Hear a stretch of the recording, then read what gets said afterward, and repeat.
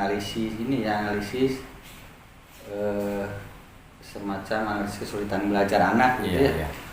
Nah, ada hasilnya bahwa kemampuan membaca Al-Quran murid kelas 11 dan 12 itu sebagian besar mereka belum lancar ya membaca Al-Quran. Nah, barangkali di pertemuan kita hari ini nih, mungkin ada harapan dari Bapak begitu. Dengan permasalahan itu kira-kira apa yang Bapak harapkan atau Bapak inginkan? Hasil penilaian untuk membaca Al-Quran ya anak-anak ya di bawah 50% ya, atau 50% ya. Mereka kurang lancar membaca Al-Quran. Ada yang masih keliru makhorijul hurufnya, kemudian apalagi tajwidnya. Tapi ada juga yang emang belum mampu merangkai kalimat. Ya, merangkai kalimat. Kalau huruf ya mereka tahu. Cuman ketika merangkai kalimat mereka belum mampu. Itu masih permasalahan yang saya hadapi. Terus dari permasalahan itu yang Bapak harapkan begitu? Ya, saya harapkan mereka lulus dari SMA minimal lancar membaca Al-Quran. Kemudian makhorijul hurufnya benar. Ya, sebetulnya kan itu untuk mereka sendiri, bukan untuk guru atau orang tuanya, gitu kan. Supaya selamat dunia akhirat, gitu kan. Harapannya supaya dalam 3 tahun minimal di SMA mereka mampu membaca Al-Quran dengan lancar. Terus dilihat dari kondisi sekarang itu ya kan, belajar itu sebagian tetap muka, anak itu sebagian online. Kira-kira harapan Bapak yang tadi itu bisa tercapai atau tidak, atau ada peluang tidak atau kesempatan untuk mencapai harapan atau tujuan Bapak itu supaya anak bisa membaca Al-Quran setelah lulus? Peluang ada, cuman mungkin ya tidak maksimal. Kalau yang kebetulan tetap muka ya bisa saja mereka dites satu persatu cara membaca Al-Qurannya. Ya, tapi untuk yang posisi PJJ atau di online agak sedikit sulit juga gitu. Kalaupun bisa disiasati, yang mereka bisa merekam bacaan mereka, paling hasilnya nanti ketika tatap muka sama tidak bacaannya. Nah, ini kan pakai dubbing gitu. Terus kalau kita buat skala angka dari 1 sampai 10 ya, keinginan atau harapan Bapak tadi ada di angka berapa tuh? Dari 1 sampai 10. Dari 1 sampai 10. Ya harapannya mungkin di angka 8 juga kayaknya sudah bagus ya, angka 8 juga. Terus dengan kondisi tadi yang Bapak sebutkan, pembelajaran yang masih gabungan kan, kombinasi antara offline dan online, kira-kira ada nggak kekuatan yang menurut Bapak tuh bisa mendukung untuk bisa melaksanakan tujuan itu yang Bapak punya? Ketika saya mempunyai, mungkin ya bukan saya saja, termasuk guru PAI yang lain pun yang mempunyai harapan ketika belajar PAI, yang mereka siswa diharapkan untuk mampu membaca Al-Quran. Kemudian ya bisa dengan di salah satu KD-nya itu ada kompetensi tentang lancar membaca Al-Quran. Ya, lancar membaca Al-Quran, walaupun mungkin di sana dikaitkan dengan materi, dikaitkan dengan materi. Kemudian yang dibaca adalah Al-Qurannya. Nah, kemudian dengan saya ingin mengetahui bacaan mereka, tentunya bisa mereka diiming-imingi ya dengan nilai gitu. Dikaitkan dengan penilaian. Gitu. Jadi penilaiannya nanti selain pengetahuan juga ada praktek membaca Al-Quran. Gitu. Jadi kan anak nanti akan termotivasi, mereka ingin mempunyai nilai yang bagus untuk membaca Al-Qurannya. Malahan untuk yang sudah lancar mah ya mereka merasa bangga dan ingin membaca Al-Quran, malahan berebut untuk membaca Al-Quran karena merasa sudah mahir membaca Al-Quran. Iya. Ya. Terus selain kekuatan tadi dikaitkan dengan nilai kan, Iya. kalau dikaitkan dengan nilai anak pasti semangat, ada motivasi. Selain dikaitkan dengan nilai, kira-kira apalagi tuh yang bisa membuat anak termotivasi? Misalnya reward atau imbalan selain nilai. Oh, reward. Atau jangka panjang untuk mereka nanti bisa selamat. Ya kalau gambaran seperti itu motivasinya ya, saya suka memberikan gambaran kepada mereka ketika contoh kecil ketika orang tua kita meninggal, ya, orang lain yang datang takziah mereka baca Quran, kita anaknya masa tidak membaca Quran gitu kan. Yang membaca Al-Quran minimal ya untuk pahala untuk dirinya. Ya. Adapun misalkan mau kirim doa untuk yang meninggalnya itu mah hanya Allah yang tahu gitu mah. Cuman berusaha memberikan motivasi kepada mereka. Sangat rugi sekali ketika kita di waktu usia masih belajar kemudian tidak dimanfaatkan. Akan lebih malu lagi nanti kalau sudah tua tidak bisa membaca Al-Quran. Karena apa? Ya karena yang menyaksikan orang tua. Kalau anak-anak yang membacanya ketika ditertawakan kan ya wajar belajar. Kalau sudah tua kan kurang ajar. Masa belajar terus. Ya, walaupun memang belajar ya sepanjang hayat. Gitu. Ya. Tapi kan ada levelnya ya. Iya. Terus tadi kan kekuatan ada berarti ya. Yang pertama dari penilaian kekuatannya jadi membuat motivasi anak naik. Kemudian yang kedua membangkitkan motivasi internal ya. Dari anak sendiri. Oh saya harus bisa baca nih agar nanti salah satunya misalnya paling tidak ketika ada pengajian kan mana mereka bisa tidak harus meminta bantuan ke orang lain. Ya. Kemudian kira-kira dengan kekuatan tadi ya Pak ya. Mungkin tidak ada hambatan yang akan Bapak alami ya dalam mencapai tujuan supaya anak bisa membaca Al-Quran.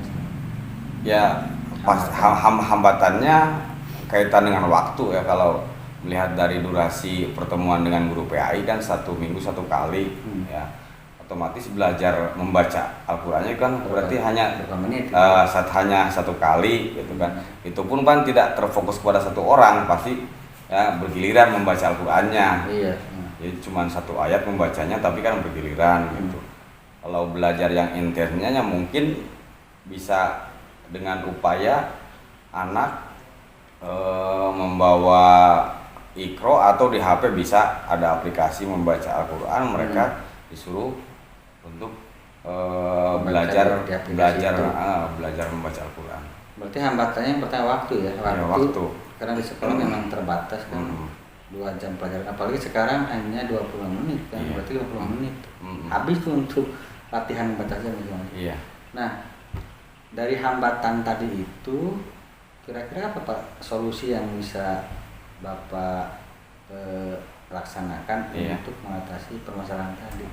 Kan misalnya tadi kan salah satu opsi pilihan untuk solusinya misalnya menggunakan aplikasi. Terus selain itu mungkin ada nggak solusi? Ada ya, di antaranya jadi saya menggunakan teman-temannya yang mempunyai nilai bacaan Al-Qur'annya itu sudah bagus, makhrajul hurufnya sudah bagus ya, disarankan mereka bisa membina atau membimbing anak-anak yang belum mampu merangkai ya huruf-huruf Al-Qur'an itu.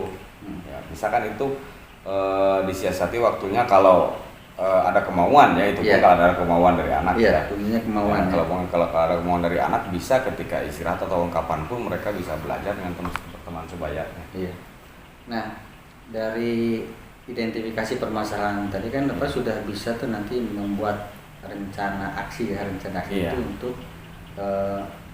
mengaplikasikan apa yang Bapak rencanakan. Nah, kira-kira tahap awal dari rencana aksi Bapak seperti apa tuh? Tadi kan sudah tahu ya anak sebagian besar belum bisa membaca. Yang kedua, salah satu solusi untuk itu melibatkan teman-teman mereka sendiri kan, sebaya melatih atau bersama-sama ya belajar membaca. Nah, selain itu kira-kira seperti apa Pak ini strateginya ya,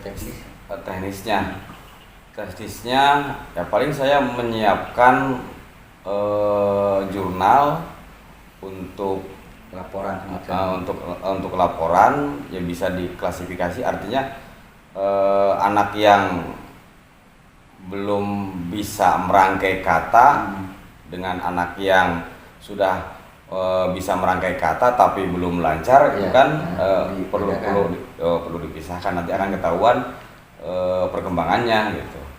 Jadi ada berarti dibuat semacam instrumen ya, bukan instrumen apa ya, lembar penilaian perkembangan setiap ya. Anak ya sesuai dengan level membaca lah katanya.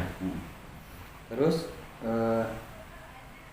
ada tidak yang diprioritaskan Pak? Misalkan tadi kan ada 2 kelompok ya yang baru mengenal huruf itu sudah bisa tahu, tapi belum merangkai. Yang kelompok lain bisa merangkai, tapi belum. Nah, yang prioritas yang mana Pak? Yang didahulukan nih harus. Yang didahulukan ya sebenarnya dua-duanya juga bisa gitu kan. Karena mereka kan beda kelompok gitu. Iya. Kalau misalkan ini dianggap anak kelas 1 lah, misalkan yang baru belajar Iqra ya. Iya. Ini level kelas 2-nya gitu. Tapi tetap kita bahannya adalah ya buku Iqra itu, untuk mempermudah ya, sumber bacaan, meningkatkan kompetensi baca Al-Quran itu. Jadi lembar penilaian disiapkan oleh Bapak ya sebagai guru mata pelajaran, kemudian ya anak harus punya kan Al-Quran, apa sih Iqra, iya. Harus punya Iqra dan itu harus masing-masing punya, gitu. Jangan mengharapkan untuk dikasih dari Bapak atau dari Iqra, modal sorangan lah gitu ya. Terus jangka waktunya tuh Pak, kalau misalkan nih kita lihat semester depan ya, itu kemungkinan 4 atau 5 bulan ya kita masih belajar efektif. Nah dari 5 atau 4 bulan waktu itu yang Bapak bisa targetkan nih, misalkan anak yang tadinya belum bisa merangkai kata harus bisa setelah berapa bulan misalnya gitu, atau yang kedua seperti apa? Ya diharapkan dalam 3 bulan juga harusnya ya anak-anak yang usia SMA mah sudah cepat ya? Bisa lebih cepat ya, apalagi kalau misalkan dengan teman sebaya itu kan belajar bisa kapan saja ketika mereka di waktu senggang atau di waktu istirahat. Jadi lebih intensif ya frekuensinya. Selama ditargetkan sekitar 2 atau 3 bulan. Iya, 2 bulan. Kemudian ukuran bahwa rencana Bapak itu berhasil, tandanya seperti apa? Tandanya ukuran keberhasilannya mungkin nanti saya dari lembar itu. Kemudian juga ada ya istilah post test ya, atau misalkan langsung saya yang mengujinya, yang menilainya, yang mengajar di sela-sela kegiatan pembelajaran. Ketika belajar, nah ini yang dulu anaknya misalkan belum mampu atau membaca Al-Quran atau belum mengetahui huruf, yang masih tertukar hurufnya, nanti ketika pas pelajaran PAI itu kan bisa disuruh untuk membacanya. Iya. Terus tadi kan hambatan dalam perencanaannya Pak ya. Terus ini ada juga mungkin hambatan dalam pelaksanaan Pak. Kira-kira apa Pak? Hambatan dalam pelaksanaan mungkin kalau ditangani oleh sendiri ini ya sangat sulit juga gitu ya perlu bantuan orang lain gitu kan, orang lain mungkin ya saya harus menggandeng yang mempunyai kompetensi ya baik guru PAI rekan saya atau yang lainnya bisa. Hambatannya jadi tidak bisa ditangani oleh sendiri gitu. Jadi ada keterbatasan dalam memaksimalkan supaya tujuan yang tadi itu bisa tercapai. Ada keterbatasan tenaga dan waktu, jadi harus melibatkan orang lain. Nah tadi yang terlibat selain guru PAI sendiri, anak dilibatkan sebagai tutor sebaya. Selain itu ada lagi nggak Pak? Kalau dari luar nggak mungkin. Kalau dari luar ya harus ini ya. Tidak lagi kalau dari luar. Atau Bapak Ibu guru selain guru PAI. Nah itu maksudnya yang mempunyai kemampuan membaca Al-Quran walaupun bukan guru PAI, kenapa tidak dilibatkan? Iya. Ya, bisa. Kan amal ibadah ya. Ladang ibadah. Ladang. Untuk penambah pahala. Kemudian tadi kan Bapak sudah menjabarkan ya rencana identifikasi masalah Bapak, kemudian membuat rencananya. Iya. Nah, kira-kira rencana itu kapan Pak bisa dilaksanakan? Insya Allah untuk semester 2 ya, saya akan coba terapkan ke anak-anak yang kelas 11, terutama kelas 11 dan 12 ya. Dan mungkin kalau untuk yang kelas 11 oleh kelas 10 oleh Pak Ajay bisa ditularkan. Insya Allah saya akan terapkan dengan Pak Ajay itu ya semester yang akan datang.